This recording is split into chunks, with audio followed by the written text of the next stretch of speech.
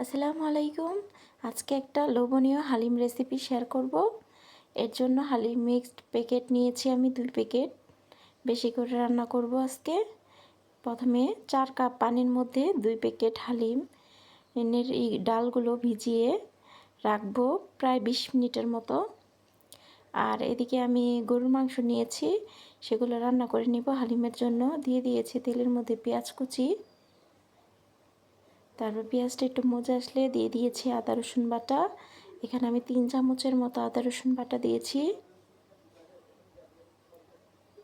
সামান্য একটু পানি দিয়ে দেব। এখন দিয়ে দেব হলুদ মরিচ গুঁড়া। আমি 1.5 চামচের মতো হলুদ মরিচ গুঁড়া দিয়েছি। আর হালিম মিক্সড প্যাকেটের মধ্যে যে মশলাটা ছিল সেটা আমি দিয়ে দিয়েছি 2 প্যাকেটে থেকে আমি 2 প্যাকেটের মতো দিয়ে দিয়েছি। আর সামান্য একটু রেখেছি বাগারের সময় ব্যবহার করব দেখে। এবার মাংসটা দিয়ে ভালো করে কষিয়ে নেব। এই তো আমার কষানো হয়ে গেছে। এখন আমি পানি দিয়ে দেব মাংসটা সিদ্ধ হওয়ার জন্য। আর স্বাদ মতো আমি লবণও দিয়ে দিয়েছিলাম। আমার মাংসটা রান্না হয়ে গেছে আর ডালটাও ভিজে গেছে। এখন প্যানের মধ্যে দিয়ে তারপরে ডালটার মধ্যে আরও 2 কাপ পানি দিব, স্বাদ মতো লবণ দিয়ে দিব।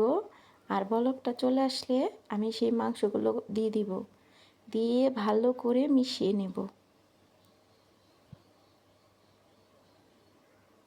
দিয়ে দিব কাঁচামরিচ, ঝাল যেরকম খাবেন সেই রকমই দিবেন, যার যার পছন্দ অনুযায়ী। এখন আমি বাগারের জন্য একটা ফ্রাই প্যানে অনেকটা পরিমাণে তেল নিয়ে নিয়েছি। তারপরে দিয়ে দিয়েছি অনেকটা পেঁয়াজ কুচি, দিয়ে দিব সেই বাকি মশলাটা। আর সামান্য একটু মরিচ গুঁড়া দিব যাতে কালারটা সুন্দর আসে। আর দিয়ে ভালো করে একটু মিশিয়ে কিছুক্ষণ রান্না করব যাতে মশলার গন্ধটা না আসে। এ তো হয়ে গেছে। এখন আমি হালিমের উপর সেটা দিয়ে দিব। দেখেন কতটা সুন্দর লাগছে। এখন ভালো করে মিশিয়ে নেব। আর আমি এখন চুলার থেকে একবারে নামিয়ে ফেলবো, আর বেশি একটা ঘন করব না। আর এখানে শসা, ধনেপাতা, লেবু, কেউ চাইলে কাঁচামরিচ পেঁয়াজও কেটে নিতে পারেন।